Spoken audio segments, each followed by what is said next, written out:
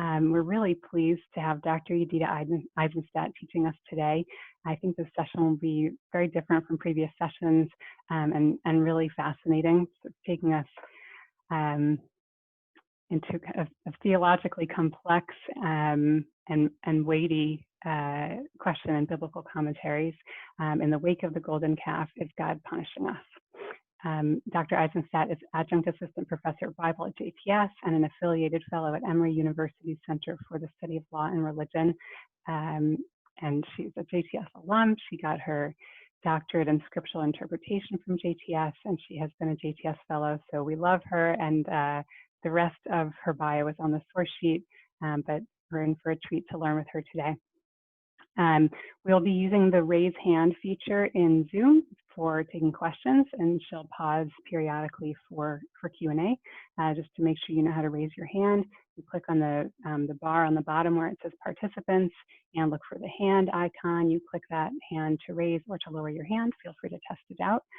When it's your turn, Rabbi Tim Bernard, our Director of Digital Learning, who's facilitating the webinar today, will call on you by name, and then you can go ahead and unmute yourself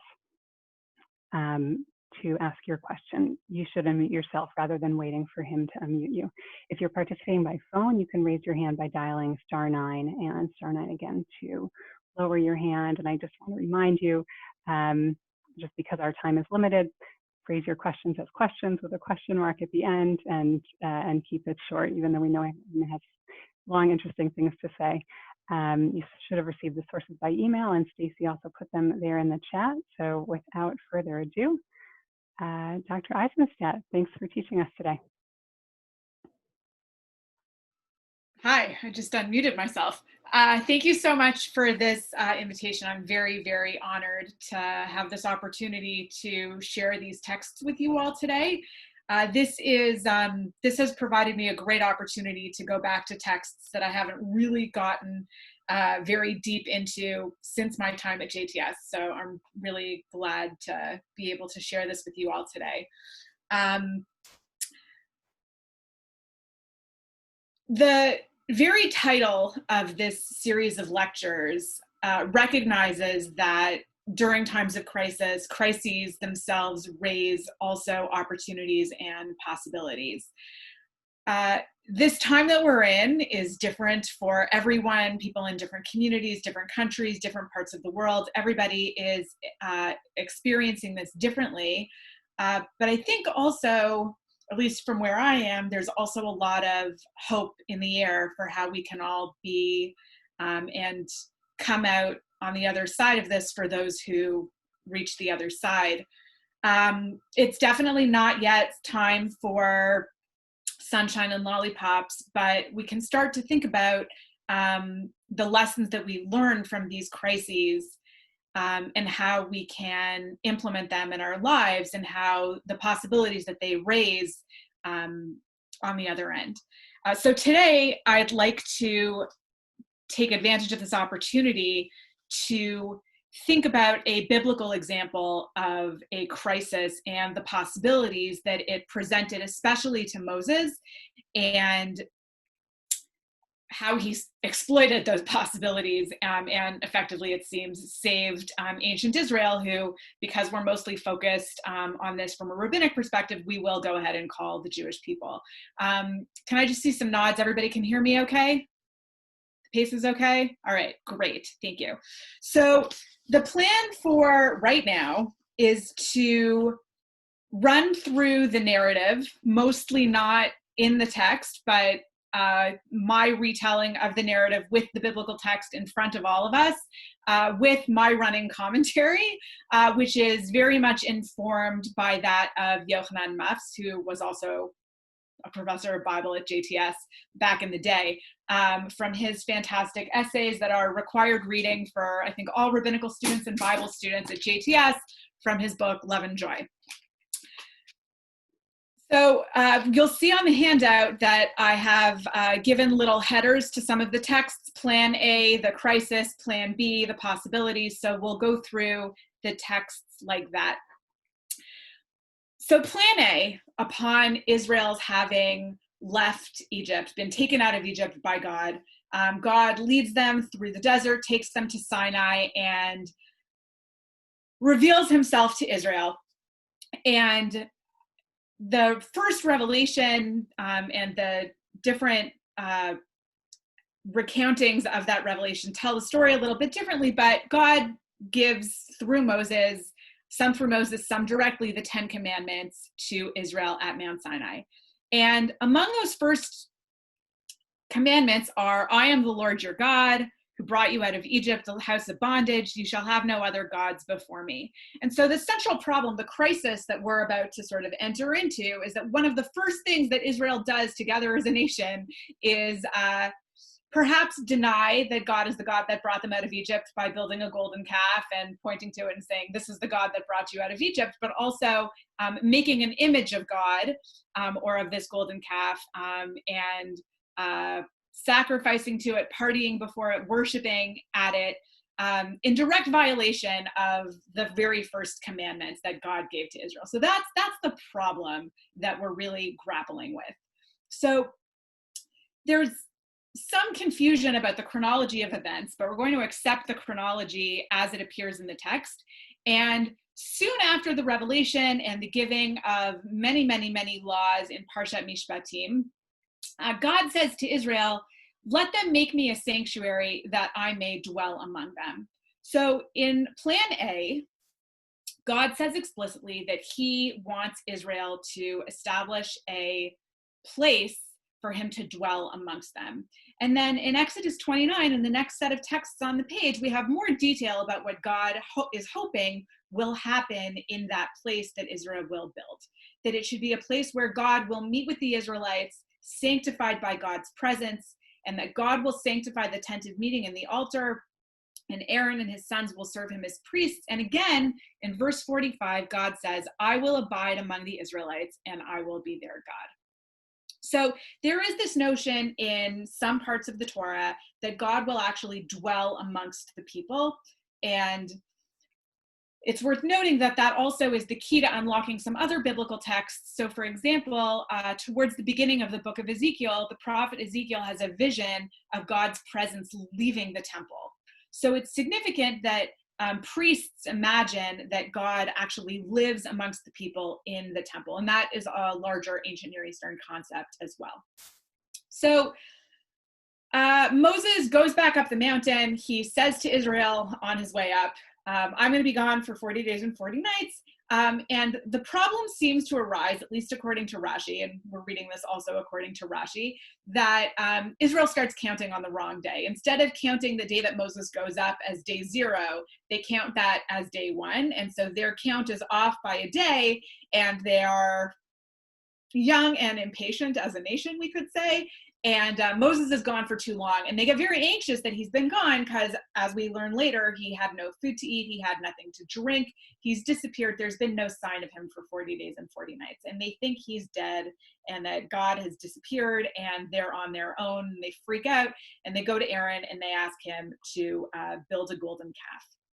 So the people have seen that Moses has tarried, he's not come back down the mountain. And God, omniscient God up at the top of Mount Sinai, sees what's going on at the foot of the mountain, and gives Moses a heads up. He says to Moses, and we're now at the top of page 2 for those following in the texts, hurry down, for your people whom you brought out of the land of Egypt have acted basely. They have been quick to turn aside from the way that I enjoined upon them, commanded them. They've made for themselves a molten calf and bowed low to it, and said, this is your God, O Israel, who brought you out of the land of Egypt. So God is saying to Moses, your people who you are responsible for have basically ignored my very first commandments to them.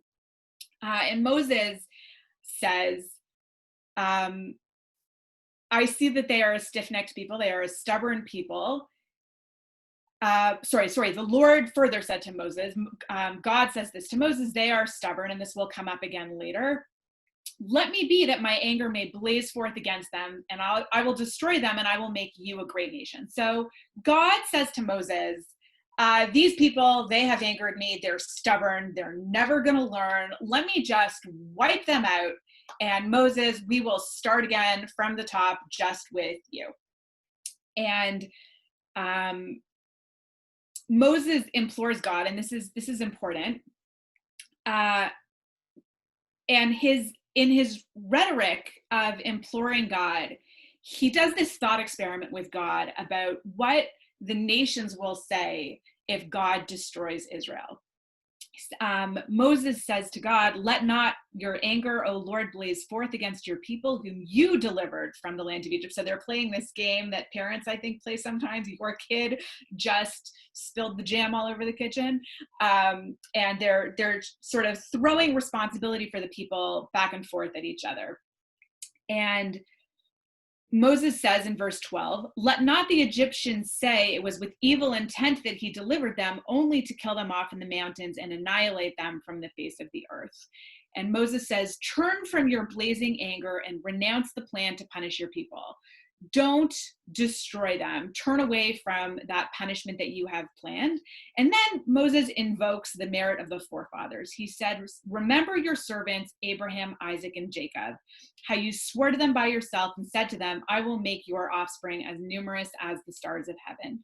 So Moses here both says, what will the nations say? What in specific will the Egyptians say? And he also appeals to God's word. He says, God, you had a covenant with the forefathers, and okay, so Israel stepped out, they misbehaved, they broke a couple of commandments, but your covenant with the forefathers is still in force. You don't get to just break your covenant and break your promises to the forefathers because Israel misbehaved. So Moses here appeals also to God's word, and basically says, if you destroy your people, you will show that God, your word, is worth nothing. So here we have from the beginning that the Lord renounced his punishment, the punishment he had planned to bring upon his people. So here we see that God says, okay, Moses, I'm not going to destroy the people. That seems to be the punishment that he has renounced. Now would be a good time to stop and just make sure everybody has come along so far. Rabbi Tim, if you want to see if anybody has any questions, just a little for a minute.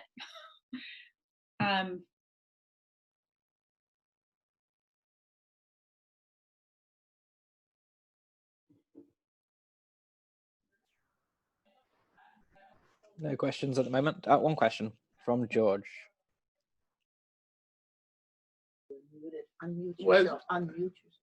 Yeah. Was God testing Moses to see if Moses, just as Abraham stood up for some of the people at Sodom and Gomorrah, to see that God being just, was God testing Moses to see how Moses would behave, because God said, hey, I'll make your family the remainder of the Israelites, but Moses then argued with God just as Abraham did. So I would go ahead and say the first 75% of what you said, yes, and then the last 25%, I don't think so. I don't think that God is testing Moses to see if Moses, I guess, egotistically would like an entire nation to be born from him.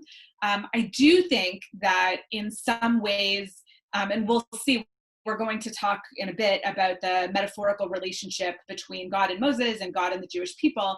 But one question that I think arises from this narrative is, and also from the Sodom and Gomorrah narrative as well, why does God give Abraham and Moses the heads up? Right, so it seems to be that God reaches out to his prophets, that God turns to his prophets exactly when he wants those prophets to intercede, to step in and help God cool down and check his anger and the sort of punishment that he plans. And we see that in Sodom and Gomorrah, where God does ultimately destroy the cities. But here we see that Moses' intercession is successful and God does not destroy the people. But we have to see a little bit further into the story how Moses does this very effectively. But one of the things that we learn from these stories is that God absolutely does turn to his prophets when he wants to be sort of convinced that he should back down. Next question, if there are any. There was one question in the chat from Ken asking when the people learned of the first commandment. Wasn't after the golden calf. The first commandment was before the golden calf, at least by a month. And Rashi, in a few comments throughout this chunk of text, has a whole bunch of date calculations. So these things do actually happen on very specific dates, but I don't have that laid out right now. All right, let us push on in the story towards plan B. So we just saw that God has renounced his plan to destroy the people. I've cut out some parts of the text, but when Moses comes down, he says, whoever is for God, come with me. The Maccabee story later is a little bit modeled on this story. And basically the Levites go throughout the camp and kill everybody who, without question, was worshiping the golden calf. There's more to say there, but lots of people do die here in this story, and then also in a little bit later, God sends a plague as well. So we shouldn't just, there is punishment at this moment, but there is not complete punishment at this moment, because it seems to be that if God were only being the God of justice, then perhaps he would not have been out of line to destroy the entire people. So a little bit further on, Moses says to the people, and we're at the beginning of plan B now, you have been guilty of a great sin, but I will go back up. I will go back up the mountain and I will beg for forgiveness on your behalf, which Moses does. And he goes up to God and he says, alas, this people is guilty of a great sin in making for themselves a god of gold. Now, if you will forgive their sin, and there's an ellipsis in the text, well and good, but if not, erase me from the record which you have written. So here Moses is playing on his personal relationship with God. It's almost manipulative. And he says to God, I'm out. If you are going to destroy this people, if you do not forgive their sin, then count me out. I'm no longer going to be your prophet. I'm not really going to have anything to do with you, God. Just erase me from the book. It'll be as if I wasn't here. And Moses now God seems to be saying to Moses, he who has sinned against me, only him I will erase from my record. That is to say, Moses, you are going to remain my prophet. I'm not going to destroy the people. Almost, Moses, calm your rhetoric. Go now, lead the people where I told you. And here's plan B in bold. My angel shall go before you, but, and here's the new condition, here's the compromise. My angel will go before you, but when I make an accounting, I will bring them to account for their sins. So God here says, I'm not just going to erase the record. I'm not going to forget that Israel has done this. I'm not going to destroy them, but I will still yet exact the punishment for Israel having built the golden calf. And it's sort of left there for the moment. And that is actually Rashi's explanation of that verse is where we will return our attention in a little bit once we've finished going through the narrative. So here we see God sends a plague upon the people. And God again says to Moses, set out from here, you and the people, and I will take you to the land that I promised to Abraham, Isaac, and Jacob, that I will take them. So one thing that Muffs really drives home in his essay on this episode is that today we are horrified by the notion of our children being punished for our sins. So there are many, many ways we could think about that.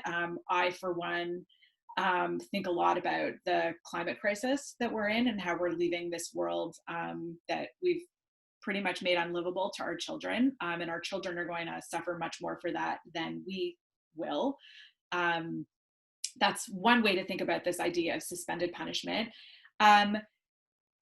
But Muffs in his essay goes through example after example after example of how biblical characters are relieved by this notion of suspended punishment.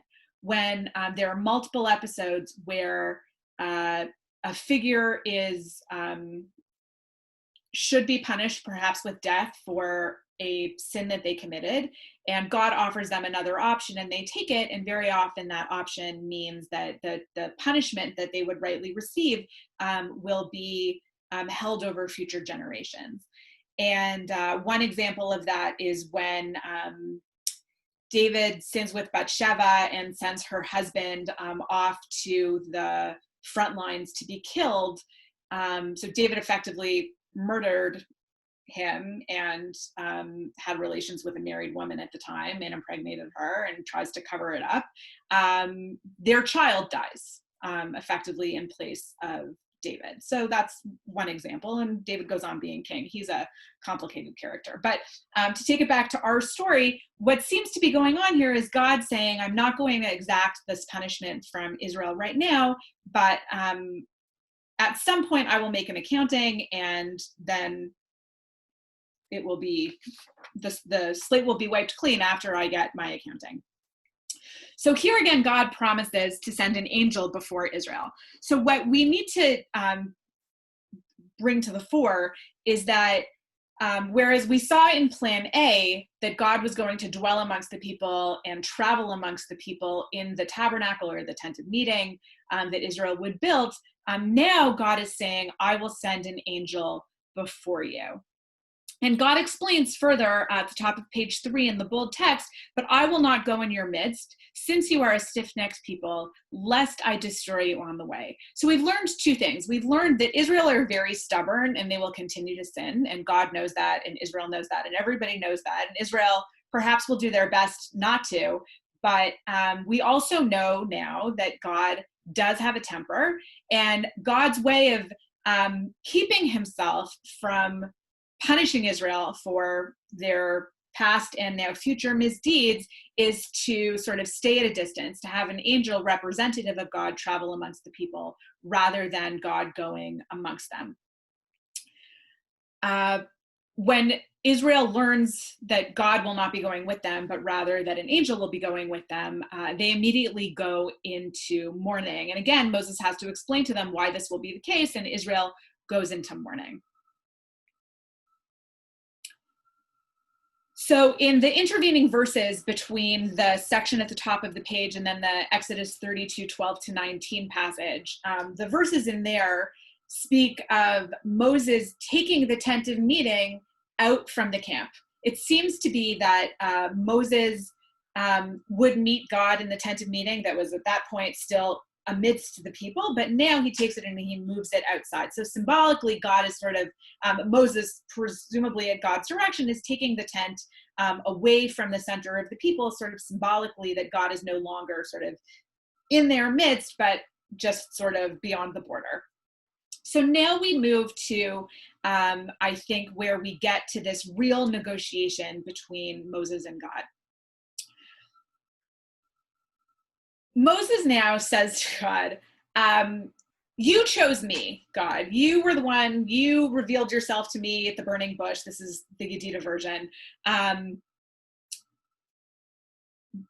at that point, like, you and I reached an agreement that you would be helping to lead these people out of Egypt. And now, God, you're changing the plan. I didn't assent to this. I didn't say I would go with an angel. You, God, are just changing the arrangement right in the middle. And basically, you can't do that. And Moses effectively says, God, if you really love me, then you and not your angel will travel with me and the people. And it becomes this really personal negotiation. In verse 13, Moses says to God, if I have truly gained your favor, pray, let me know your ways, that I may know you and continue in your favor. Consider, too, that this nation is your people. So to paraphrase this, I think that what Moses is doing here is he's effectively asking God to let God's guard down a little bit, and for God to allow himself to be a little bit vulnerable, to let the ego go, let the temper go, and say, show me your ways. God, if you really love me, you'll tell me how you work. And Moses God says in verse 14, fine, I will go with the people. I will lead and lighten your burden. So God says, okay, I'm going to come. And Moses, almost as if he didn't hear God, says, unless you go in the lead, do not make us leave this place. So Moses again says, if you're not going to come with us, we're not going anywhere. Even though God has already said, fine, I'm going to come with you. Moses continues in verse 16, for how shall it be known that your people have gained your favor unless you go with us, so that we may be distinguished, your people and I, from every people on the face of the earth? So Moses says to God, we won't know and nobody else will know that we are your nation if you are not traveling with us. For this reason,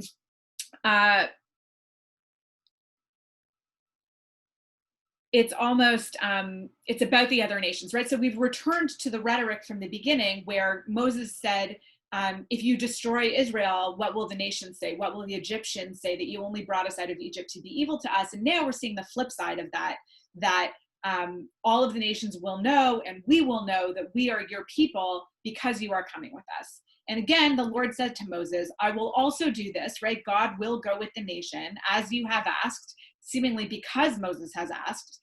For you have truly gained my favor, and I have singled you out by name. So Moses has played on his relationship with God, and God has said effectively, fine. And Moses pushes a little bit further. He says, oh, let me behold your presence. And so here Moses is effectively asking to see God. Later on, the Torah tells us that a person cannot see God and lives, but Moses is the closest that we get to this. So God answers, I will make all my goodness pass before you, and I will proclaim before you the name of the Lord, and the grace that I grant and the compassion that I show. And we'll also, in a few minutes, get to look at Rashi's explanation of what this means. Okay. Now that we've completed the narrative, is another good time for us to break for a few questions and clarifications before we turn to what I think is going on in Rashi's comments here. So, Rabbi Tim.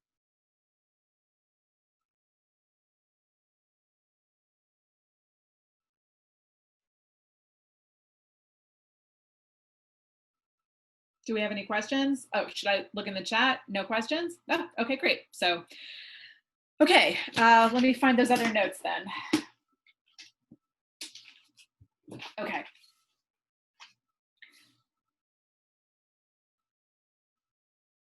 So, as we turn to Rashi's comments, a few selected comments, one in particular, I think just some background about how I understand and think about Rashi is in order.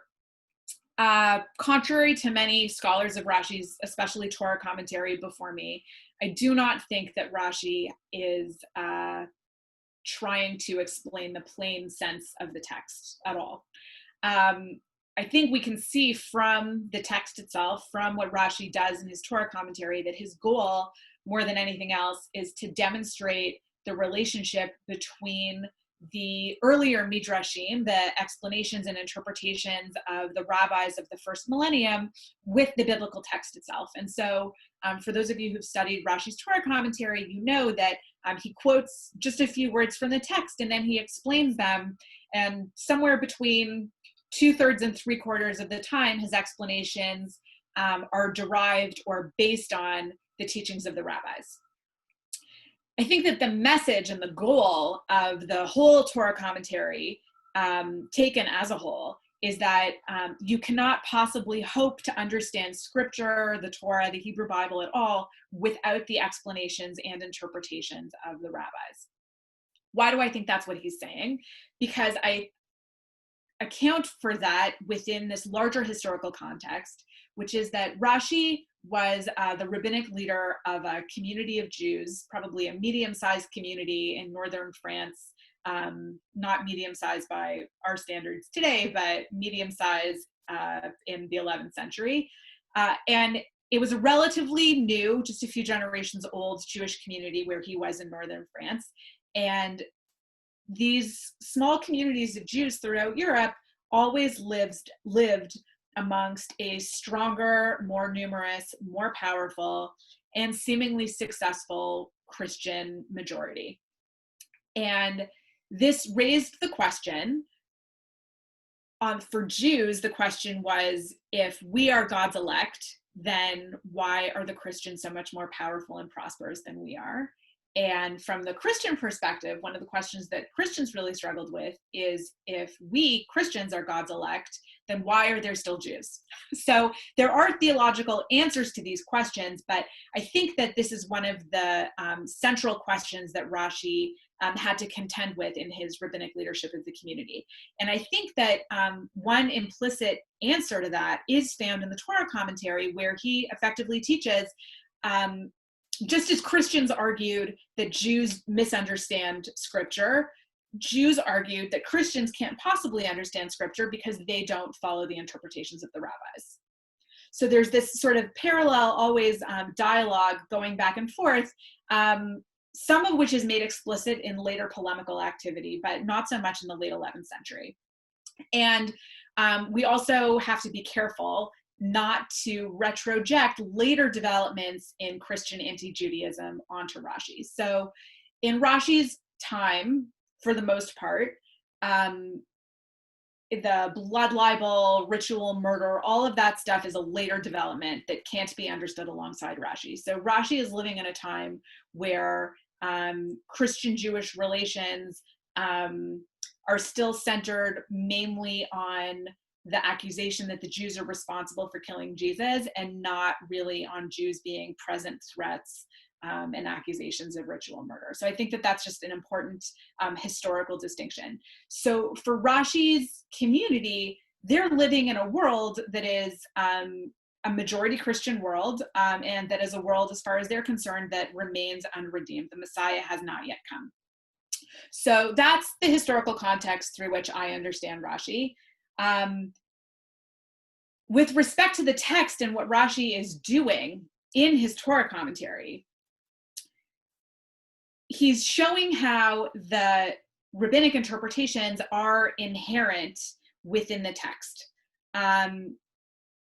That even when the Midrash is not the most obvious meaning or interpretation of a biblical passage, he shows how the rabbinic interpretation is connected in the text. So what this means for me methodologically, and this is what we are about to do together, it's really important to compare Rashi's commentary to the rabbinic sources on which he drew. And only through that comparison are we able to isolate and identify Rashi's own original comments and his own voice. Because in the majority of instances, I would say probably 90% of the time or more, he is more or less faithfully transmitting what the rabbi said. Maybe he sharpens it, or he takes only the part that's directly related to the text, but some other percentage of the time, a very small percentage of the time, he is saying something innovative and original. And if we don't compare him to his sources, then we miss what he himself is saying to his own community. And just on that note, it's also very important to remember that Rashi was not writing for us 1,000 years later, right? Rashi for sure could not imagine that we would be sitting here on Zoom in the early 21st century talking about this, that he does not have us in mind. He has his own contemporary community in mind.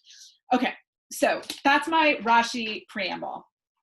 Okay, so the first thing that we are going to do, if everybody would please turn to their page 4, is that we'll look at Rashi's comment and his source, and then we'll talk about what I think he's doing in this text.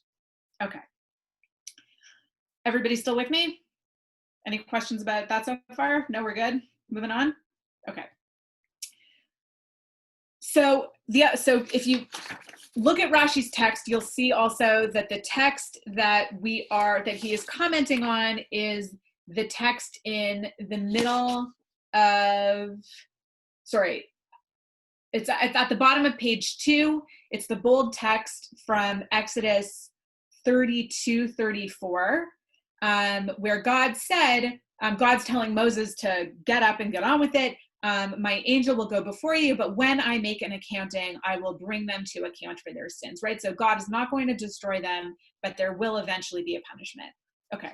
So, but when I make an accounting, here's Rashi.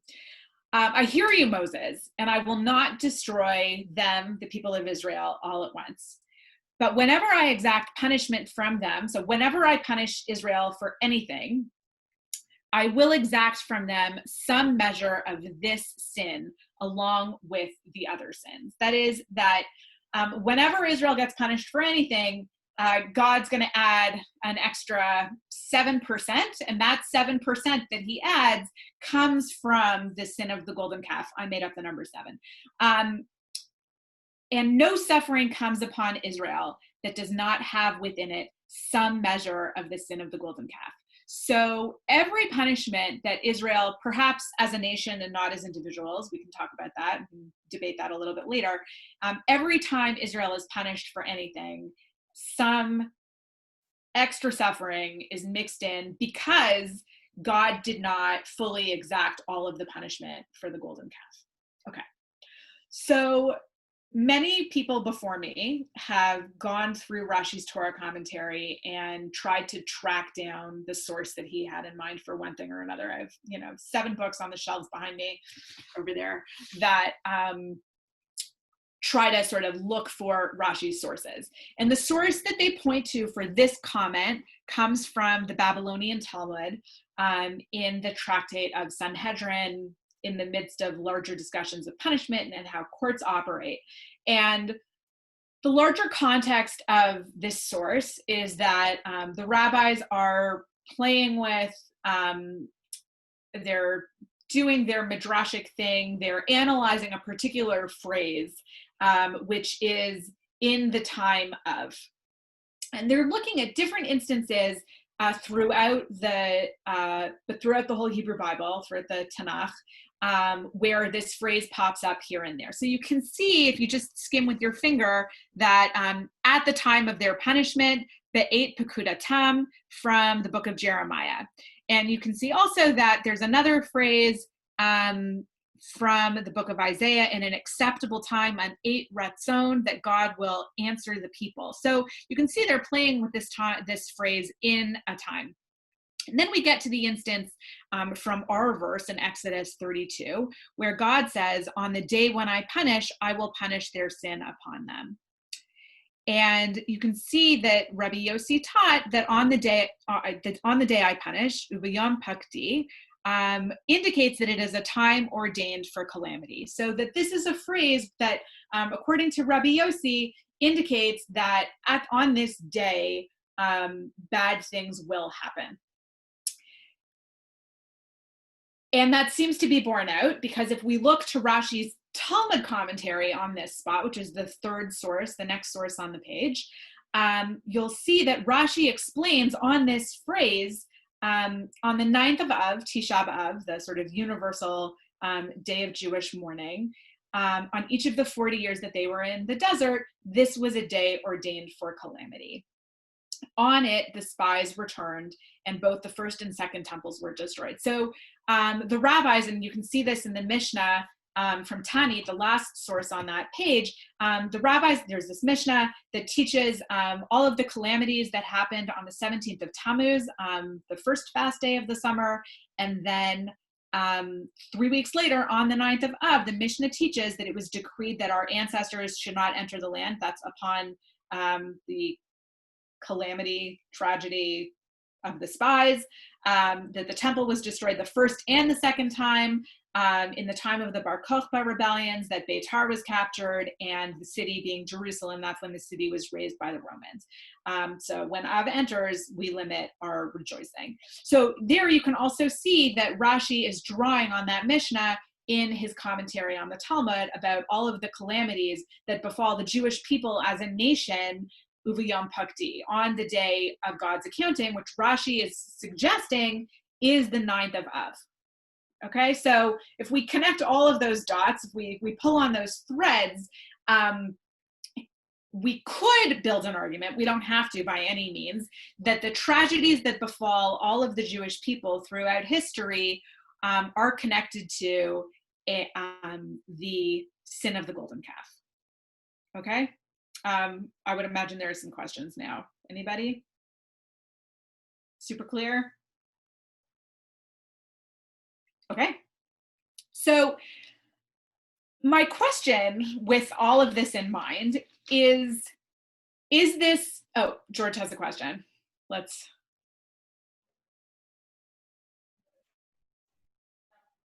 it's also my understanding that World War I started on Tisha B'Av. So is God punishing the world in some way?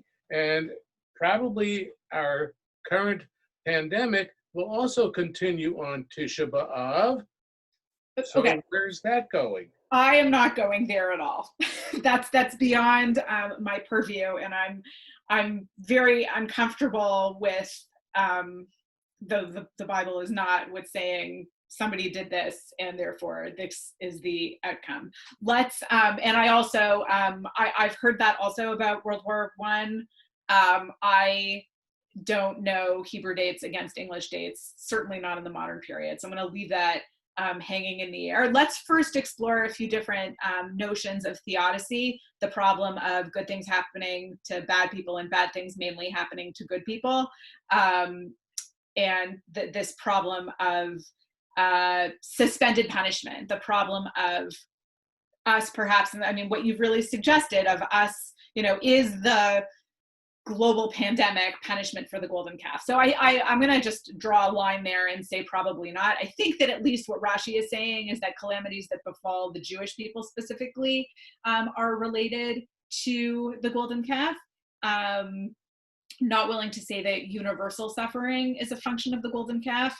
But we're gonna play with this idea. We're gonna explore this idea through text and think about how it's not clear. I actually think it's very ambiguous from Rashi's comment whether or not this is a good thing or this is a bad thing. Okay. On the one hand, it's a good thing because God does not destroy the Israelites all at once in the desert and start again from Moses, which Moses was not going to sign on to anyway. On the other hand, do I want to be continuing to experience national suffering because my ostensible ancestors did this thing? No. Right. Today, I think us modern people are very uncomfortable with that notion, though much shows very clearly in biblical times that this was a blessing, effectively. Okay. Let's. One more question from Betsy. Yes, so I was just wondering, would you consider this a sort of Jewish form of original sin?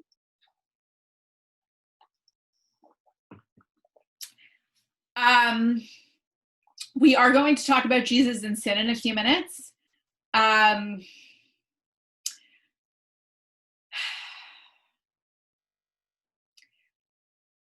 think the notion of original sin as conceived by Christians is very complicated, and in some ways not so complicated, but in some ways very complicated, and a little bit beyond our purview, though we are going to go in the direction of this problem of sin. I am dodging because I don't have a good answer. I have not thought about it that way. So I'm just going to dodge and say I need to think about it more. Okay, thank you. And Ellen?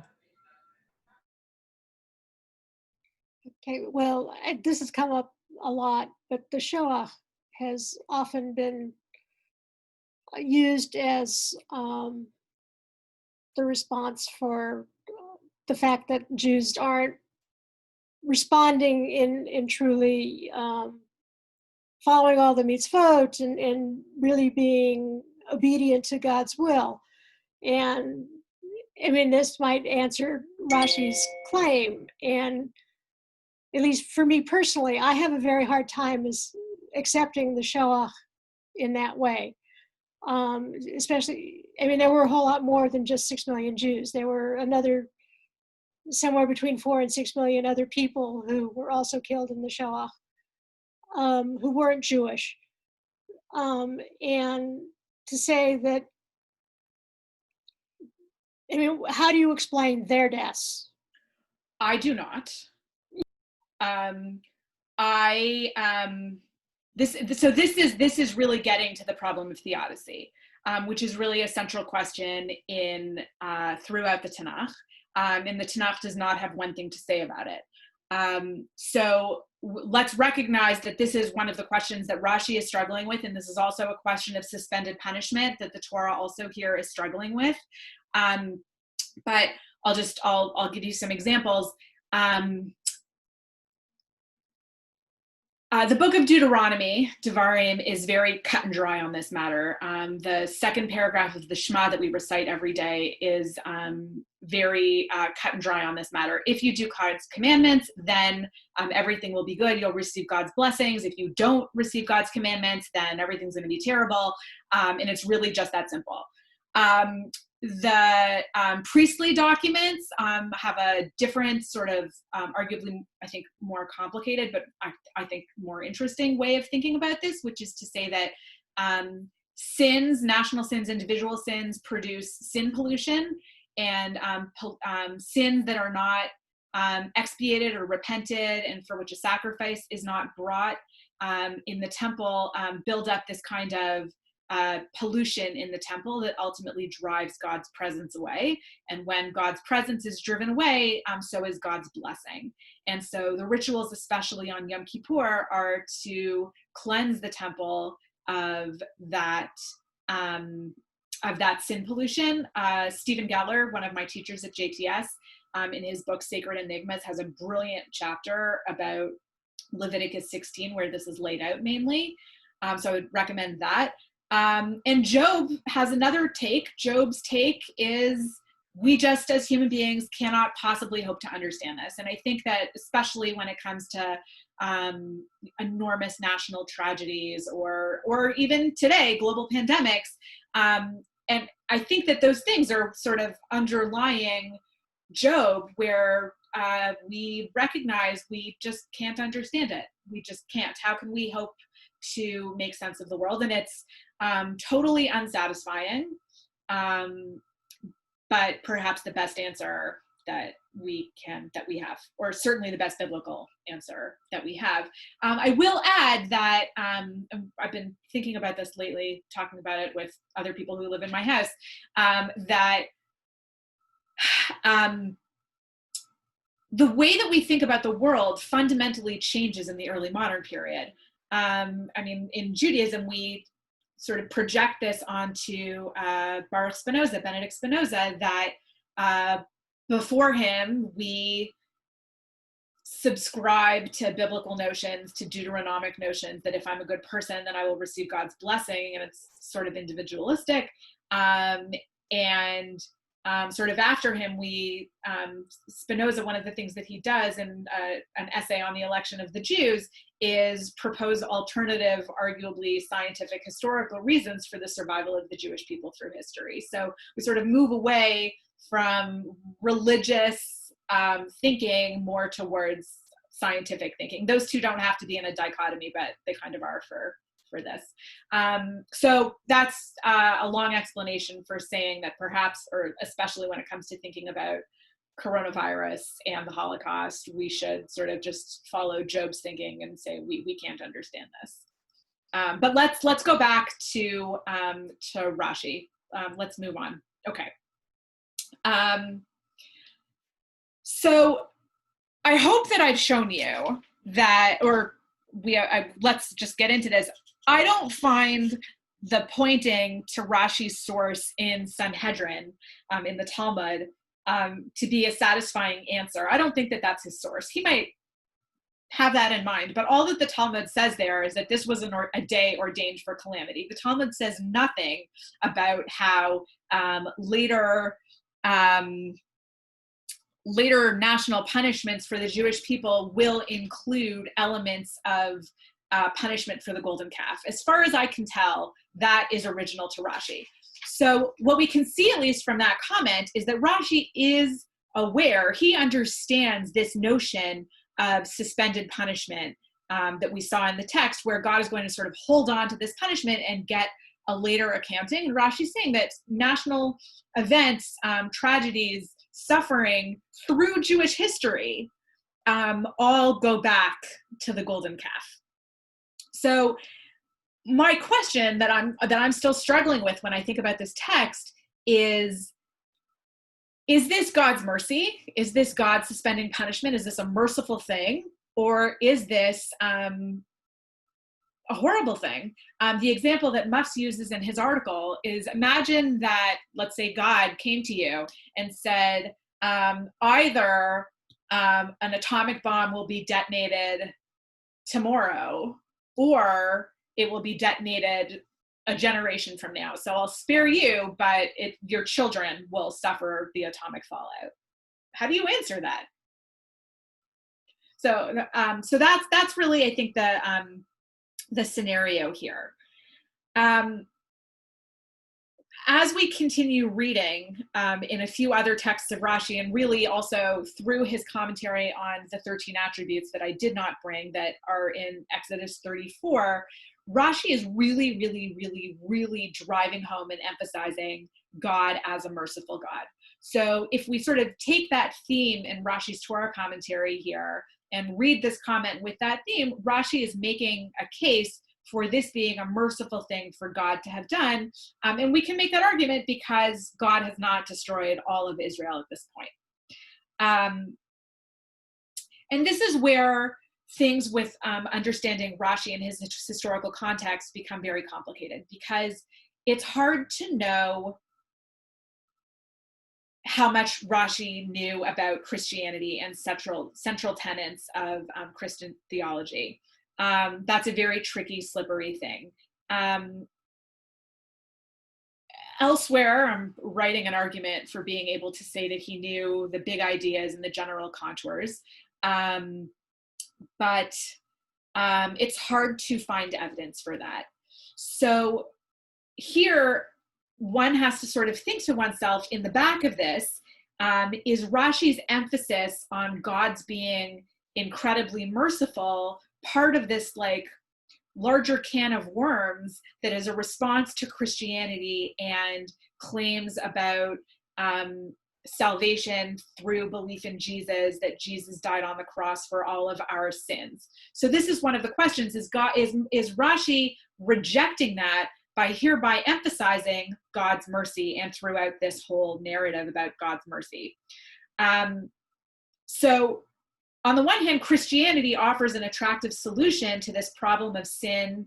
And Christianity also, to just sort of speak in very, very, very unfairly broad strokes about Christianity, a lot of Christian interpreters going all the way back into the ancient period, and I would argue that this was floating around amongst Jews in the Second Temple period as well, that God, that one can read these texts as God being very angry. And so there's this response to it and sort of a way to argue in the text that God is merciful, which takes us back to the question of, is God justified in God's anger? And that's why I brought the first of the 10 commandments at the top of the source sheets, because when Israel built the golden calf, they were in direct violation of the first commandments. And so this is part of the problem. This is part of what's complicated in this larger narrative, that is God's anger here justified, and sort of Moses's role in facilitating, I would say, God's mercy through his interceding on behalf of Israel. Okay, I see that there are some questions. Let's take a few questions and then let's make sure to get to the last few Rashis on the last page. I will let Rabbi Tim field them, please. Sherry?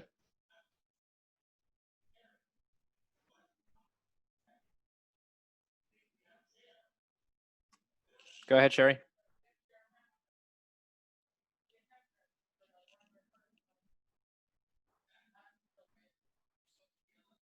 Maybe some microphone issues. Yes, sorry. We can hear you now. I'm sorry. I was wondering if an interpretation that Rashi might have given to why the delay is merciful is the belief behind it that if we do behave as we go along, as we grow as a people, as a nation, that God would forgive us little by little, as well as wanting to enact punishment. Okay, so we could do a whole nother class on interpretations of the 13 attributes of God. But what happens as this narrative continues, and I think you're getting at this, is that Moses places God in a cave, and I always wonder about the choreography of this. I think Moses, he can't be turned, Moses is facing out, and God's back seems to pass before Moses. And we'll get to this Midrash and Rashi's commentary in a few minutes, I hope.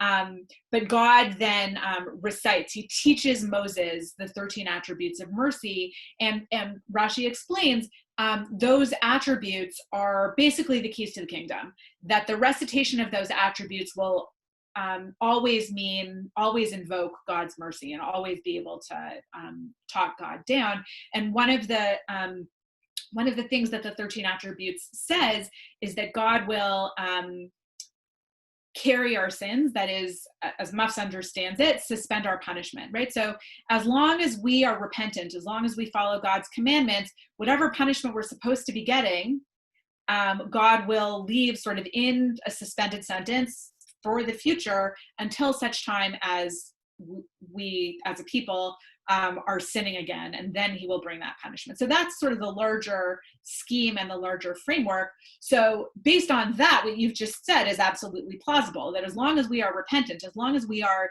not continuing in the sins of our fathers, the punishment is suspended. And God is merciful to the thousandths of generations for those who love him and keep his commandments. So those are the two sides of that. So that's where this text goes basically immediately after we've stopped reading it. Absolutely. Okay. Next question. Leonard? Yeah, Leonard, did you say? Yes. So this may be a little bit off center, but I wonder if we could think about the issue of suspended punishment, at least for the individual, if not for the nation, in sociological terms. That in a world in which there's no clear afterlife of reward and punishment, then if the sins of an individual are meted out upon his descendants, that would be a way of enforcing adherence to law, because you wouldn't want that to happen. Basically, your descendants are your personal afterlife. Mm-hmm. So you would behave in order not to have your descendants be punished unjustly for what you did. So then when you have an afterlife of reward and punishment, that can change. So that's one way of thinking about how suspended punishment might function sociologically. And also that it could preserve the belief in justice, because obviously we see bad people who are not punished.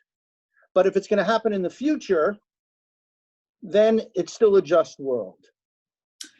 We may not see it, but we believe it will happen. So that's again, it's a question of belief. Is there ultimate justice?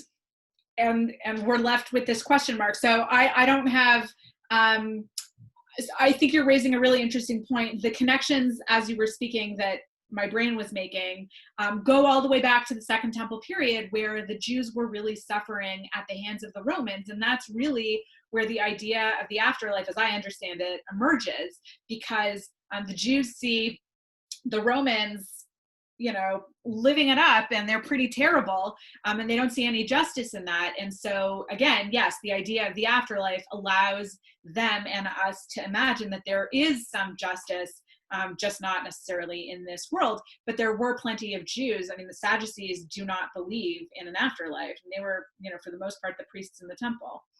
So I can't hear you, because I think we're supposed to move on. Sorry. Okay. Rabbi Bernard? Do you want to take another question, or? Let's take one more, and then let's get back to the text, and then we can have more Q&A afterwards. Table? Hi, a different kind of question. I was enchanted by the way you talked about your thought process when you said the other voices in my head, which is, it was a few minutes back, which is a more personal way. I mean, I think people who think systematically are always taking different points of view. So I wondered if you would be willing, or if you think about them in particular ways, like is one a voice of a particular teacher, is one a voice of a particular movement of scholarship, just if you would be willing to share. I mean, the one thing I'm sure of is I'm sure they all have Canadian accents. I am actually speaking to you from Nashville, Tennessee. So, but I can't put on that accent for the life of me, not yet. I very often, especially when I'm preparing class, I mean, trying to think about things from different perspectives. I mean, all of my, I don't remember what I was saying when I said that. But yeah, no, I'm just trying to examine things from different perspectives. And as a teacher, I can never fully anticipate all of the questions that I can imagine students asking. So that was definitely not one of them. But I definitely do think that I hear different teachers. And also it's, I'll say that I do try to read a lot of the scholarship, the writings of many of my teachers, especially from JTS. And it is always very nice to be able to imagine them teaching the content, and I'm lucky to have had that access. Let's get to those last Rashis so that we can sort of see what I mean when I've said that I think that Rashi here is really, really trying to argue the point, that make the case for God's mercy in this story. So, in commenting on, oh boy, now I've lost some pages. Page 3 of your handouts, I believe. Oh boy, here it is. In the text at the bottom of page 3, we have some more comments on those verses from Exodus 33. So God has said to Moses, again, playing really on his personal relationship, God basically, if I really find favor in your eyes, then let me behold your presence. And God says, I will make all my goodness pass before you, and I will proclaim before you the name Lord. And here's what's really important, and the grace that I grant and the compassion that I show, which you can't really tell from the English, and we always do this. For those of you who are also biblical Hebrew grammar nerds like myself, this is the cognate accusative, right? So I will compassion my compassion, and I will mercy my mercy is really what the Hebrew says here, using the relation between the verb and the noun. So God says, I will make pass. What does this mean? I will make my kavod, my presence, pass before you. God says to Moses, this is the first Rashi at the top of page 5, the time has arrived for you to see my kavod. Okay, so it's almost as if God was always planning this, that this is how this was going to play out, or at least what I will allow you to see. For I need to teach you, Moses, the order of the prayers, for when you thought it was necessary to ask for mercy on behalf of Israel, you reminded me of the merit of the forefathers, thinking that if the merit of the forefathers is depleted, there will be no more hope. Okay, so this is a little complicated, but if you think back right to the very beginning of the narrative as we've read it today, Moses makes 2 arguments to God initially when God informs him that the people have built a golden calf. Moses first says, what will the Egyptians say? And then he says, and you still have a covenant with the forefathers, right? So he invokes this notion of the merit of the patriarchs, the merit of the forefathers. And so the question then is, how often will that argument work? At some point, does that merit stash dry up? And so God is at least saying Moses was concerned that at some point there will be no more merit of the forefathers. And so what God is saying to Moses, I'm going to teach you a secret. I'm going to teach you a trick for just in case that merit dries up, you're going to have this other way of invoking my mercy. All right. And so God says, I will pass before you and I will call out in the name of the Lord. I will proclaim before you the name Lord. This is the next comment of Rashi's. In order to teach you how to request mercy, even if the merit of the forefathers is exhausted. Okay, here's how. Just as you see me wrapped in my talit, so we'll talk about God's talit in a minute, reciting the 13 attributes just a few verses later, Moses, you will teach Israel to do this. And by their mention before me of merciful and gracious, Rachum v'Chanun, which is part of that prayer, because, and this is what's really important, God here says, my mercy is without end, right? God's mercy is infinite. So as long as Israel invokes God's mercy, there's mercy there for them. So don't worry about the merit of the forefathers drying up. There is always, always, always God's mercy. Here you can see Rashi alluding to another midrash that's beautiful, that the rabbis imagine that just as Jews today pray wearing a talit and tefillin, so too God wears a talit and tefillin. And that's what Moses gets a glimpse of, God wearing his talit. The fuller midrash also includes that God wears tefillin, and just as Israel's tefillin include passages that talk about Israel's love for God, God's tefillin include passages about God's love for Israel. So there's sort of this reciprocity of love through tefillin. And God says, and the compassion that I show. God says, to the extent that I desire to show mercy. To this point, God had promised Moses to be merciful only sometimes. But at the time of the making of the new covenant, which is about to happen, he said to Moses, behold, I established a covenant. That's a few verses later. At that time, according to Rashi, God promised Moses that Israel will never leave empty-handed. That is to say that Israel will never be without God's mercy. And that is Rashi's argument here. The narrative continues, if you go back to the bottom of page 3, that God says to Moses, carve 2 tablets for yourself like the first, and I will inscribe upon them the words that were on the first tablets. So when Moses comes down the mountain and he sees that Israel is worshiping a golden calf, he smashes the first set of tablets. And here's really where the possibility is. God says to Moses, I'm not going to just make this new set of tablets. Moses, you're going to have to invest a little blood and sweat and tears here. You're going to have to make the new tablets, but you'll make them, you'll bring them to me blank, and I, God, will inscribe the same text on them, which is what happens here. And here's really where I think the possibility is. And I think that one of the things that we see in this narrative is, so first of all, this is definitely a crisis. But it also opens up possibilities for renewal and forgiveness and second chances between Israel and God. And that's really what we see in God saying to Moses, make another set of tablets just like the first ones. And I think that's also what Rashi is getting at in sort of the prolonged metaphor at the bottom of page 5, which I'll tell you without our reading it inside the text. Moses, you broke the first ones, so you're going to have to set up the second ones. And here Rashi offers an analogy to a king who travels and leaves behind his wife with her maidservants.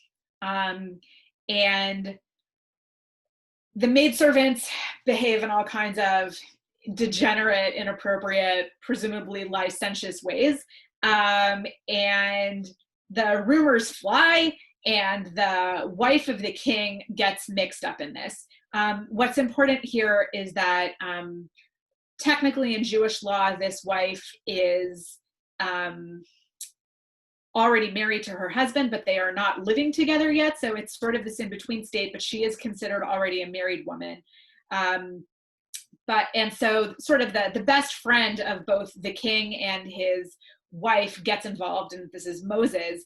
And so the king wants to have her killed as an adulteress, and the friend gets involved and says, hey, hold on a second, let's investigate if that's really what happened. And turns out that that's not really what happened. The wife was, she did not misbehave. It was really just her maidservants. Rashi here says that was just all the Egyptians that came along on the Exodus from Egypt, that they're really the ones who are responsible for the golden calf.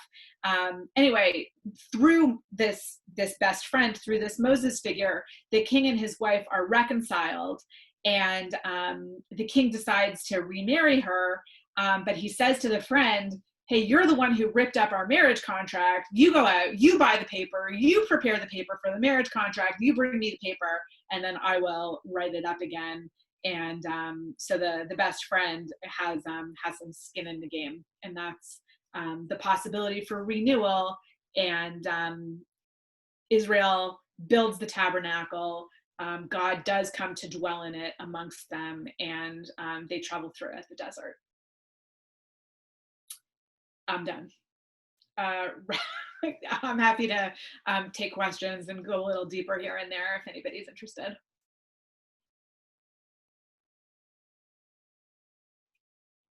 Ruben? Thank you. You referred to a passage or a chapter of Stephen Geller's book, and I was hoping you could tell us which book. The book is called, his book, Sacred Enigmas, and it's the chapter on Leviticus 16, and I think it's called Blood something. And it's brilliant, and very dense.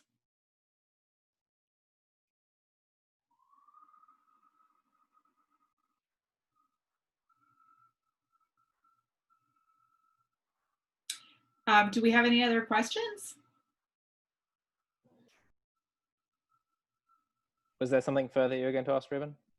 Yes, I just wanted to say that it seems to me that the way to read the Rashi commentary is as a reaffirmation precisely to that audience that you were speaking about, a reaffirmation that if bad things happen, it's for a reason and it's not because God is unjust. And that's a kind of comfort, even if bad things are happening. The comfort to know that the order of the universe is not unfair, unjust, but that somehow there's a reason for it all to happen. I would think that to the community that Rashi was speaking to, that would have been a message of comfort, not a message that, God is coming after you. I agree. I can't figure out, I mean, this is the essential difficulty of, one of the essential difficulties of being a historian is, I don't know how satisfying that is for me. And so it's very hard for me to know how satisfying that would have been for a Jew of Northern France 1,000 years ago. So it's just hard to imagine or to be certain how such a message would have been received. So I agree with you that definitely it's meant to be an affirming message. Certainly, I think that that's what Rashi is trying to do throughout his Torah commentary, is to affirm Judaism and Jewish belief and Jewish practice and convince Jews to stay Jewish, because there is and was much that was very attractive about Christianity. And so Rashi's offering, here's what Judaism has to offer and to say on the topic. But just to get back to the historical questions, it's very difficult to know how well any 11th century Northern French Jew knew about Christianity, and on the flip side, what Christians knew about Jews at the same time. So this is part of what's difficult to put your finger on, and part of what's also difficult, especially in Rashi's Torah commentary, is Rashi is never really quite explicit in any anti-Christian sense. So if I don't think he has any anti-Christian animus. I think that he has a sort of a pro-rabbinic Jewish spin, and I think that that's what he's really trying to drive home. And I think that there's an important distinction between being anti-Christian and being pro-Jewish. Okay. As it is just about 1:15, I might have some time for a couple of questions afterwards if there are more, but I just want to thank Dr. Eisenstat for the presentation and be some interesting food for thought as we come into the period approaching Tisha B'Av and think about the complicated relationship between sin and suffering. And I want to also let you know about 2 other programs coming up if you would like to learn a whole lot more with Dr. Eisenstat about Rashi and his context and how Jews and Christians interpreted the Bible in that context. There is a mini course coming up during August, and I'll put the link in the chat there, and you're very much invited to register for that class. And next week's Times of Crisis will be with Professor David Fishman of JTS, and another historical topic, but very, very different: the promise and perils of revolution, Jewish life in the Soviet Union after 1917. And I hope you will all be able to join us for that. And with that, we'll officially close. And if there's a couple more questions, then I think we can take them. Daniel, you have a question?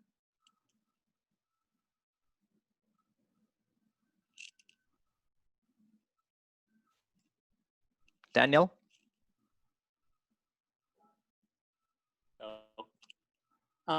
As far as I know, late in Rashi's life was the first crusade, and I'm guessing that probably had a major effect on his thought, and it probably deeply affected others in the community.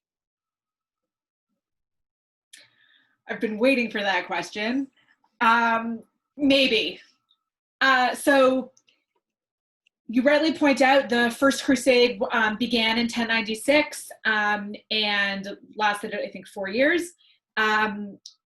Historians have long assumed, this is you opened a can of worms, so here we go, that the First Crusade had ripple effects throughout all of the Jewish communities of Europe. The scholarship of 2 of my favorite medieval Jewish historians take on this thesis. This is the work of Robert Chazen, who has a book called European Jewry and the First Crusade. And also Jeremy Cohen from Tel Aviv University has an essay in a collection of essays called I think it's called a 1096 complex, ? Which is to say that Jewish historians, especially after the Holocaust, have a tendency to imagine that the First Crusade also had this enormous effect and sort of informed and changed everything in the wake of it. And there isn't really the evidence to support that. There are some who do, many scholars of Rashi do think that 1096 had a huge impact on him. And I would argue that the evidence is inconclusive. He does not really make explicit mention of it, I think maybe in 1 or 2 places. And again, if we thought that this was a huge thing, we'd expect to see it all over the place, and we really don't. Rashi died in 1105, so 9 years after the First Crusade. Maybe he'd written most of what he'd written before that, but we also know that he went back and changed his commentaries, because the nature of publication then was very different than it is now, that texts were always in progress because they were manuscripts, not printed. So Robert Chazen lays out this argument that says the 1096 crusade absolutely was devastating to the Jewish communities in central Germany, but beyond that, there really isn't much evidence. If anything, Rashi was certainly back in northern France. He had studied in the yeshivot in central Germany, so basically the places where he, went to college and got his graduate degrees were devastated. But the world was also much bigger then. So central Germany, I think, would have felt much further from northern France than it does today. Travel was much more difficult. They didn't have email, they didn't have cell phones. So that's what I mean by the world was bigger. And what we do think happened is that because central Germany was the intellectual center of Jews in Europe at that time, the 1096 crusade definitely devastated that Jewish center, which allowed for the rise of the Jewish community in northern France to be an intellectual center for 150, 200 years before it goes back really to being an Ashkenaz in central Germany. So the question of 1096 and how large it loomed in Rashi's thought is a good question, and scholars mostly, I am in a small minority of scholars who don't think it was as cataclysmic as the others do, would be my answer. Okay. I think that's all we have for today. Great. Thank you again. This was really a wonderful, thank you for all taking an interest and listening to me all this time. Thanks. Thanks everyone for joining us. Goodbye.